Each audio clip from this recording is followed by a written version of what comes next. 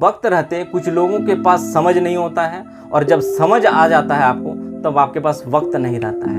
ये और इन्हीं दो चीज़ों को एक टीचर जो होता है, एजुकेटर है, उस चीज़ों को वो सम्मिलित कर देता है। मतलब आपका वक्त रहते आपको समझ ला देता है। अब आपको तय करना है, क्योंकि कई सारे स्टूडेंट हैं कि जब उसको मतलब जब उनके पास एज था, टाइम था, तब उनके पास वो समझ ही नहीं था कि आखिर तैयारी कैसे करना है। ठीक है, और जब समझ आ जाता है तब उसके पास एज खत्म हो जाता है। और एक टीचर जो होता है दोस्तों, बस इसी चीज़ को आपको वक्त रहते आप में समझ दे देता है कि आपको कैसे क्या करना है। अगर इस चीज़ को आप ले लिए सही तरीके से तब आप आगे निकल जाए। नमस्कार दोस्तों, आप सभी का हमारे चैनल में एक बार फिर से स्वागत है।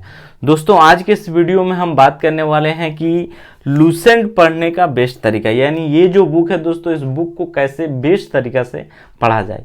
यानी दोस्तों ये बुक जो है दोस्तों हर कॉम्पिटिटिव एग्जाम के लिए, यानी भारत में जितने भी प्रकार के कॉम्पिटिटिव एग्जाम्स हो रहे हैं, लगभग सभी कॉम्पिटिटिव एग्जाम के लिए बुक जो है दोस्तों सबसे मोस्ट इम्पॉर्टेंट बुक है दोस्तों।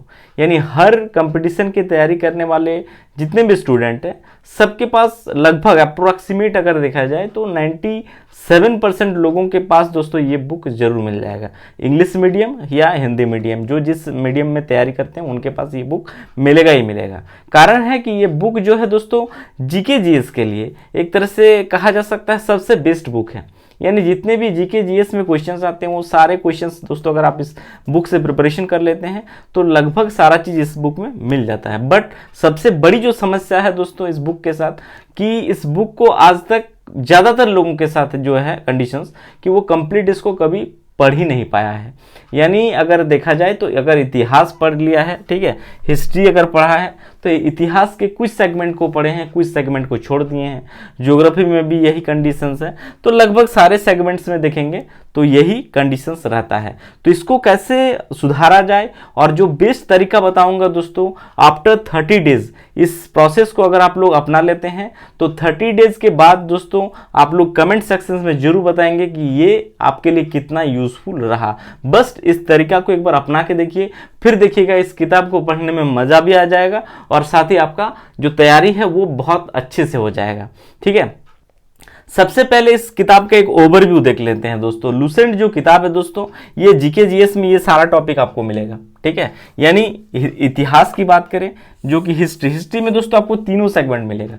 ठीक है, यहाँ पे आप एनिशिएंट हिस्ट्री की बात करें, मेडिवल हिस्ट्री की बात करें, या फिर मॉडर्न हिस्ट्री या वर्ल्ड हिस्ट्री। देखिए वर्ल्ड हिस्ट्री जो एक सेगमेंट है इस किताब में, वो आपके लिए उतना यूजफुल नहीं है, क्योंकि यहाँ पे जो क्वेश्चंस पूछे जाते हैं कंपटीशन एग्जाम में, परीक्षा में, वो आपका वर्ल्ड हिस्ट्री से क्वेश्चंस नहीं रहता है, जिस वजह से इस सेगमेंट को अगर आप छोड़ भी देते हैं तो आपके लिए कोई बहुत ज़्यादा कोई क्षति नहीं है।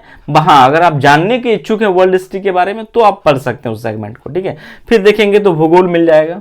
ठीक है, भारतीय अर्थव्यवस्था, भारतीय संविधान, फिर देखेंगे तो साइंस में दोस्तों 3 सब सेगमेंट्स है। यानी आपको फिजिक्स भी मिल जाएगा, केमिस्ट्री भी मिल जाएगा, बायोलॉजी भी मिल जाएगा, और विज्ञान एवं प्रौद्योगिकी यानी साइंस एंड टेक्नोलॉजी ये भी इसमें मिलेगा। और जो इंपॉर्टेंट है वो है विविध सेगमेंट।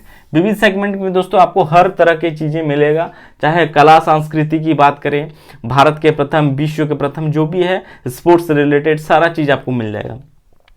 और एक सेगमेंट इस किताब में है, बहुत 1-2 पन्नों का ही है, वो है आपका कंप्यूटर। बट कंप्यूटर मैं आपको सजेस्ट नहीं करूंगा इस किताब से पढ़ने के लिए। ये इसमें जो दिया हुआ है वो कंप्यूटर का बेसिक्स चीज को ही इसमें कवर किया गया है। जो आपके कंपटीशन एग्जाम में प्रश्न पूछे जाते हैं आजकल कंप्यूटर में, वो उसके लिए बहुत ज़्यादा फायदेमंद नहीं है। वो बेसिक ज्ञान दिया है, जो लोग थोड़ा बहुत जानना चाहते हैं कंप्यूटर के बारे में वो है, बट क्वेश्चन जो पूछा जाएगा वो उससे आप नहीं कर पाएंगे, इसीलिए उस सेगमेंट को छोड़ दीजिएगा। ठीक है, तो चलिए इसको देखते हैं और इसके साथ कैसे तैयारी करना है वो बताता हूं। ठीक है, सबसे पहले आइए हम लोग देखते हैं इतिहास सेगमेंट में। तो इतिहास सेगमेंट में जैसे आप आएंगे दोस्तों, तो देखिए यहां पे आपको क्या क्या मिल रहा है। देखिए ये हो गया एनिशिएंट हिस्ट्री, ठीक है, फिर आता है मिडेवल हिस्ट्री, और फिर देखेंगे तो यहां पे आपको मॉडर्न हिस्ट्री, और एक सेगमेंट है वर्ल्ड हिस्ट्री। ठीक है, तो अगर आप इस सेगमेंट को छोड़ भी देते हैं, ठीक है, ये हो गया वर्ल्ड हिस्ट्री। वर्ल्ड हिस्ट्री को अगर आप छोड़ देते हैं तो कोई इशू नहीं है। रीजन रीजन यही है दोस्तों कि इस सेगमेंट से आपको एग्जाम में प्रश्न पूछा नहीं जाता है। बाकी जो 3 सेगमेंट है यानी एंशिएंट हिस्ट्री, यहाँ से भी क्वेश्चन आएगा, मेडिवल से भी क्वेश्चन आएगा और मॉडर्न इतिहास से भी क्वेश्चन आ जाएगा। तो सबसे पहले हम लोग एंशिएंट आता है तो एंशिएंट को ही हम लोग देख लेते हैं। देखिए एंशिएंट हिस्ट्री में अगर आप देखेंगे इस किताब को जो अगर पलटेंगे आप तो ऑब्वियसली आपको दिखेगा पहला पेज अगर जैसे आते हैं, ठीक है, तो यहाँ पे आप देखेंगे इतिहास जो विषय सूची है इसमें, तो आपको जो पहला चीज मिलता है क्या है, प्राचीन भारतीय इतिहास के स्रोत यानी स्रोत। तो देखिए स्रोत को अगर आप देखेंगे तो यहाँ पे पहला टॉपिक हो गया स्रोत, फिर दूसरा आएंगे तो दूसरा आपका है क्या है, प्रागैतिहासिक काल। चलिए इसको भी ले लेते हैं, ठीक है, प्रागैतिहासिक काल, ठीक है, प्रागैतिहासिक काल। और तीसरा जो है दोस्तों वो है सिंधु सिविलाइजेशंस, ठीक है, सिंधु सभ्यता। देखिए क्वेश्चंस कहाँ से पूछा जाता है मैं अभी बता रहा हूँ आपको, ठीक है।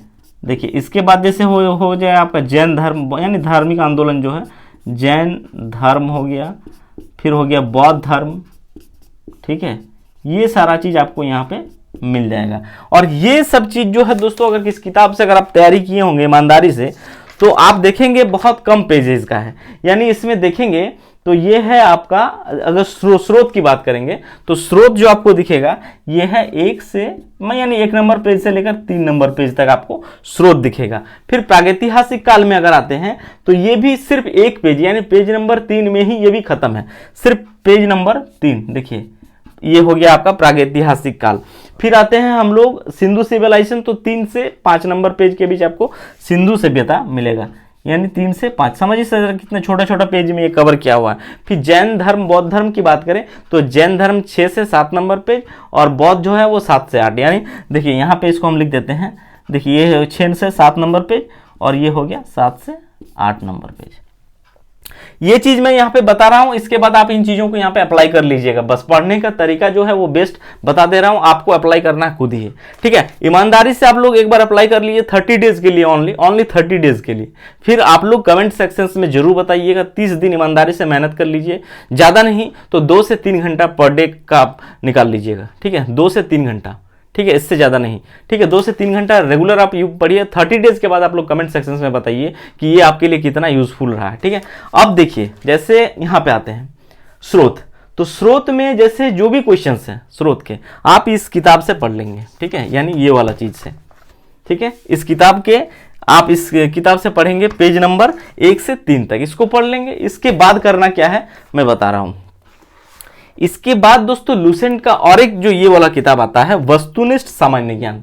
देखिए ये जो चीज है दोस्तों, मेरे और भी जो भी स्टूडेंट हैं उन सभी को मैं बोला हूं, वो लोग अप्लाई भी किया है और डेफिनेटली मैं बता सकता हूं 30 डेज के बाद आपका इंप्रूवमेंट खुद ही महसूस हो जाएगा, चाहे जानकारी लेवल की बात हो या क्वेश्चंस को करने की, यानी किसी भी प्रकार के कंपटीशन एग्जाम्स के आप किसी भी पुराने किसी भी सिलेबस से ले आइए, किसी भी प्रीवियस ईयर के क्वेश्चंस लाइए, किसी भी एग्जाम के, बस उन टॉपिक को चुन लीजिए। जैसे ऐतिहासिक स्रोत जो आप पढ़े हैं, ठीक है, वो अगर जैसे यूपीएससी का क्वेश्चन हो आप वहां से उठा लीजिए, ठीक है। यूपीएससी नो डाउट थोड़ा डेपली होता है, लुसेंट से कवर नहीं होता है, उसके लिए आपको बेसिक किताब जो होता है वो पढ़ना पड़ता है, बट और भी एसएससी लेवल के जितने भी एग्जाम्स हैं वहां पे देखेंगे, रेलवे में देखेंगे, तो ये आपके लिए इंपॉर्टेंट कैसे होगा, जैसे आप इसको पढ़ लिए और उसके बाद करना क्या है, ये जो किताब है दोस्तों इससे आपको हर टॉपिक का, जैसे इतिहास यहाँ पे जो स्रोत है, स्रोत का यहाँ पे आपको मिल जाएगा, ठीक है, उसके क्वेश्चंस को खाली सॉल्व कर लेना है, ठीक है। जैसे यहाँ पे देखेंगे आप तो देखिए ऐतिहासिक स्रोत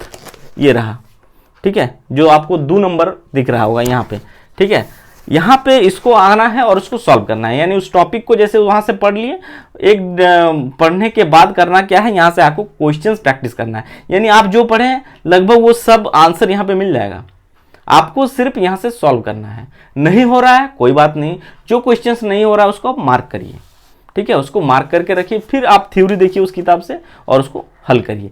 तो ऐसे करके ही आपको आगे बढ़ना है, हर टॉपिक के हिसाब से आप पहले उसका थ्योरी पढ़ लीजिए इस किताब से और इसके बाद इसका एमसीक्यू क्या किया करिए, आपको डेफिनेटली इसका इंप्रूवमेंट देखने को मिल जाएगा। और ये जो प्रोसेस है दोस्तों आपको 30 डेज करना है और हर टॉपिक के साथ, यानी जहां पे आप इसको पढ़ेंगे इतिहास को, तो इतिहास में भी ये चीज़ अप्लाई करना है, ठीक है। फिर आएंगे भारतीय इकोनॉमी में, तो यहाँ पे भी आपको ये चीज़ करना है। तो इससे क्या होगा कि आप जब पढ़ेंगे और साथ ही उसका एमसीक्यू करेंगे तो ये कॉन्फिडेंस को बिल्डअप करेगा, ठीक है, कॉन्फिडेंस को बिल्डअप करेगा। क्वेश्चंस किस प्रकार के पूछे जा रहे हैं ये आपको पता चल जाएगा। क्वेश्चंस में जब भी कोई 4 ऑप्शंस दिया हुआ रहेगा बेसिकली, तो उन 4 ऑप्शंस में अगर आप पढ़े होंगे ठीक से या क्वेश्चंस को सॉल्व किए होंगे एमसीक्यू से, तो क्वेश्चंस थोड़ा भी ट्विस्ट भी कर दिया जाए तो क्या होता है ना कि आपका जो आंसर होगा उसके बहुत करीब पहुंच जाएंगे, नज़दीक पहुंच जाएंगे, जो कि आपको आंसर के सटीकता की ओर लेके जाएगा। दूसरा और इंपॉर्टेंट चीज, इससे क्या करना है मैं दिखा रहा हूं, देखिए ये आपको हम स्क्रीन पे भी दिखा देंगे अभी, ठीक है। जैसे अगर आप पढ़ रहे हैं, चलिए यहाँ पे हम उठा लेते हैं बौद्ध धर्म या जैन धर्म को ही उठाते हैं, ठीक है, इस किताब से, क्योंकि जैन धर्म बौद्ध धर्म एक ऐसा टॉपिक है जहाँ पे हर कंपटीशन एग्जाम में क्वेश्चंस रहता ही रहता है, ठीक है। तो चलिए यहाँ पे हम आते हैं, ये हो गया आपका बौद्ध धर्म, ठीक है। तो बौद्ध धर्म को जैसे आप पढ़ रहे होंगे तो यहाँ पे जो आपको दिख रहा होगा दोस्तों, देख सकते हैं ये कलरफुल थोड़ा, ठीक है, यहाँ पे भी दिख रहा होगा बौद्ध सभाएं, बौद्ध धर्म।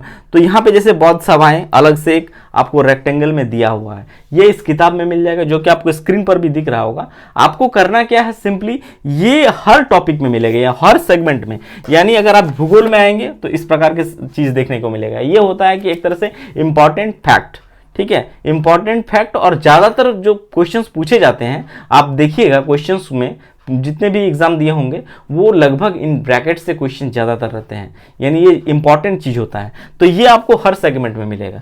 इकोनॉमी की बात करिए, भारतीय संविधान की बात करें, विज्ञान की बात करें और विविध सेगमेंट की बात करें, तो ये हर सेगमेंट में देखने को मिलेगा। और करना क्या है, जब भी आप पढ़िएगा दोस्तों, तो ये सारा चीज को जरूर आप ध्यान दीजिएगा, इसको कभी हल्के में मत लीजिएगा कि लाइन बाय लाइन हम ये चीज पढ़ लिए, इसको छोड़ दिए, फिर आगे बढ़ गए, तो ये चीज आपके साथ धोखा हो जाएगा। आप इसको ज्यादा फोकस करिए, सिवाय बजाय इन लोगों, इससे ज्यादा आपको इन चीजों में फोकस करना ही करना है, क्योंकि क्वेश्चंस हमेशा ये बहुत इंपॉर्टेंट होता है और यहाँ से क्वेश्चंस पूछा जाता है।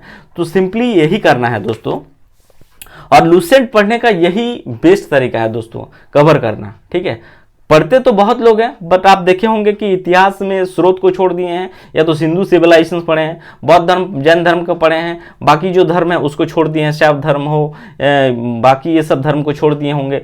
साइंस में भी कुछ चीज़ें पढ़ता है, कुछ चीज़ों को छोड़ देता है। तो ऐसे होता क्या, आपका पढ़ तो लेते हैं, लगता है लूसेंट तो हम पढ़ लिए हैं, बट क्या होता है, कंप्लीट प्रिपरेशन आपका है ही नहीं लूसेंट से। और जिस वजह से क्या होता है, एग्जाम जो क्वेश्चंस में पूछा जाता है आप देखे होंगे उसमें क्वेश्चंस छूट जाता है आपका, कारण कि आप अधूरा पढ़े हैं। तो इसको कंप्लीट तरीके से पढ़ने का यही एकमात्र बेस्ट तरीका है दोस्तों। इससे न केवल आपका प्रिपरेशन अच्छा होगा, बल्कि अगर देखा जाए तो साथ ही साथ कॉन्फिडेंस भी बिल्डअप हो जाएगा। इन दोनों किताब के साथ आपको तैयारी करना, देखिए ये जो 2 किताब है दोस्तों, इससे ही आपको बेहतर तैयारी हो जाएगा, ठीक है। ये करना क्या है, इससे आपको पहले आपका थ्योरी पढ़ना है, और दूसरा इस किताब से आपको करना क्या है, एमसीक्यू सॉल्व करना है। हर टॉपिक का दिया हुआ है, अंतिम में सॉल्यूशंस भी मिलेगा, तो जो कि आपके लिए बहुत ही बेनिफिशियल होगा। क्वेश्चंस नहीं बनेगा एमसीक्यू में तो कोई दिक्कत नहीं। देखिए एमसीक्यू जब आप करेंगे तो देखेंगे कि एमसीक्यू में बहुत सारा क्वेश्चन हो सके आपसे नहीं बन रहा होगा, कोई बात नहीं, नहीं बन रहा है आप उसको राउंड कर लीजिए।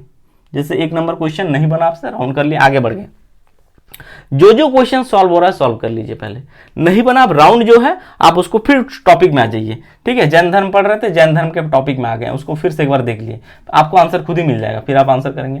तो इससे क्या होगा ना, एक तरह से रिविजन के साथ प्रैक्टिस भी हो जाएगा, पढ़ाई भी होगा, रिवीजन भी होगा, प्रैक्टिस भी होगा। इससे कॉन्फिडेंस बिल्डअप हो जाएगा। क्वेश्चंस उस टॉपिक के जितने भी पूछे गए हैं, पूछे जा सकते हैं, सारा चीज़ दिया हुआ है, वो आपके लिए ज़्यादा यूजफुल और बेनिफिशियल होगा। तो इसी प्रकार से पढ़िए दोस्तों। और साथ ही दोस्तों ये ईमानदारी से आप सभी को कहूँगा कि आप लोग 30 डेज करिए, फिर कमेंट सेक्शन में जरूर बताइएगा कि आपका कैसा रहा। इससे पहले कमेंट मत करिएगा आप लोग, 30 डेज इसको प्रोसेस करिए, एक बार देखिए ईमानदारी से, 2 घंटा 3 घंटा हर दिन मेहनत करिए, फिर आप बताइए कि कितना यूजफुल रहा, ठीक है। और अच्छा लगे तो जरूर बताइएगा। और ये वीडियो और ये सुझाव दोस्तों आप सभी को अच्छा लगा हो तो चैनल को सब्सक्राइब, लाइक और शेयर कर दीजिएगा। Thank you.